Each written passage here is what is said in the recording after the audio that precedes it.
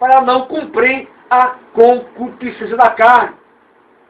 Como está sendo a sua vida? Deus dá sabedoria. O seu comportamento tem agradado a Deus ou não? Você tem andado no Espírito ou não? Por exemplo, você que está na luz, você que é um crente em Jesus, é ofendido por alguém, você vai retribuir nos mesmos moldes que você foi atingido, foi ofendido. Se você retribuir nos mesmos moldes, você não está agindo no Espírito, e sim na carne. Agora, aqueles que são ofendidos, mas oram por eles, não retribuem nos mesmos moldes, está andando em Espírito, consequentemente, está agradando. Do programa Ecos do Calvário. O grande fato é que nós, nesta parte daqui do versículo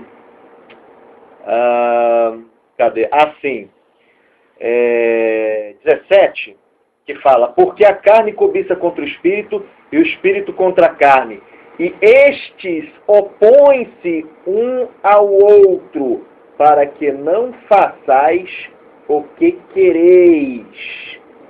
Mas se sois guiados pelo Espírito, não está debaixo da lei. O curioso é que quando Paulo, no versículo 22, ele fala acerca do fruto do Espírito, acontece que ele coloca no versículo 23, contra essas coisas não há lei. Agora, por que ele fala isso? Isso é um dado. Porque a lei, como ele fala em Romanos capítulo 7, ela conscientiza. Mas ela não tem o poder de libertar a pessoa do pecado. É por isso que quando Jesus ele veio à Terra, e ele disse, e conhecereis a verdade, e a verdade vos libertará, ele estava falando dele mesmo. Porque ele disse em João 14,6, eu sou o caminho, a verdade e a vida, e ninguém vem ao Pai senão por mim. Então, aqui, o fruto do Espírito, como é algo que realmente é uma ação sobrenatural do Espírito Santo de Deus, resultado do novo nascimento, é que contra essas coisas não há lei. Então, a essencialidade das Escrituras Sagradas é justamente isto, libertar a pessoa do pecado, não colocar fardos de uma religiosidade humana que foi provado que não funciona. Se a lei do Senhor é do Senhor dos céus, sabe, não deu certo para o ser humano, imagine colocar tradição isso, não pode aquilo outro, não pode não sei o que. Isso não vai libertar o ser humano. E essa é a grande diferença entre o cristianismo e outras religiões. As outras religiões procuram se aproximar de Deus através de méritos próprios, usando de sacrifícios, de oblações, de tradições de homens. Mas no cristianismo é justamente o contrário. É Deus enviando o seu Filho para procurar o homem e resgatá-lo de uma vida de pecado inescapável, para que assim ele se torne uma nova criatura, um instrumento nas mãos de Deus para a edificação dos outros. Amém, irmão José? Amém. É verdade, porque a carne, cobiçando contra o Espírito, este se opõe. Exatamente porque a carne leva o ser humano a pecar contra Deus. A carne leva para a destruição. O Espírito leva a Deus, a uma harmonia com Deus. É por isso que Paulo falou assim, Paulo, que o Espírito, que Cristo habita em mim. Se Cristo habita em mim, eu tenho que andar de conformidade com a natureza de Jesus, que está enxertada em mim. Se Jesus habita em mim, o meu comportamento deve ser de um cristão verdadeiro, deve ser de um cristão que agrade a Deus. Porque a carne leva para a destruição, para pecar contra Deus, para ofender a Deus, para dar evasão a Satanás. Porque o homem tem 3 inimigos ferrenhos: a carne, o mundo e Satanás. Estes 3 se unem para desestabilizar a sua comunhão com Deus. Então, irmão e irmã, não permita que a carne reine na sua vida. Não permita que a carne grave em sua vida. Quando eu falo carne, não estou me reportando a esta massa molecular. É a natureza adâmica que está em nós ainda.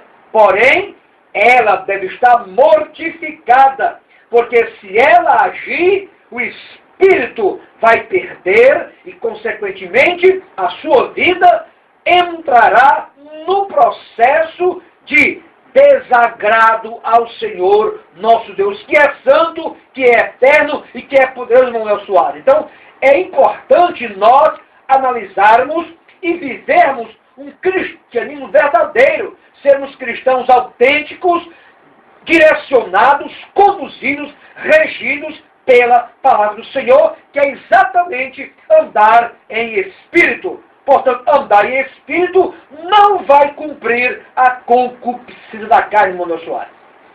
Com certeza, irmão. Nós vemos aqui que a Bíblia diz que nós não temos que lutar somente contra a carne, o sangue, mas sim contra as potestades, contra as coisas malignas.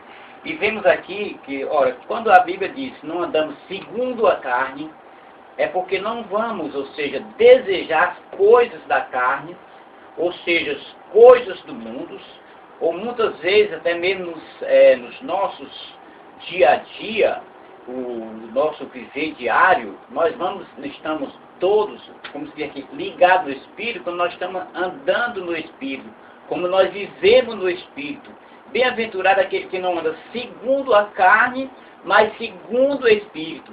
Nós não andamos segundo os rudimentos da carne, mas segundo o ensino da palavra de Deus, meditando na palavra de Deus, não cogitando as coisas deste mundo, evitando a consciência daquilo que vem aos nossos olhos, né? Que muitas vezes o que vem aos nossos olhos, então vem o desejo do coração.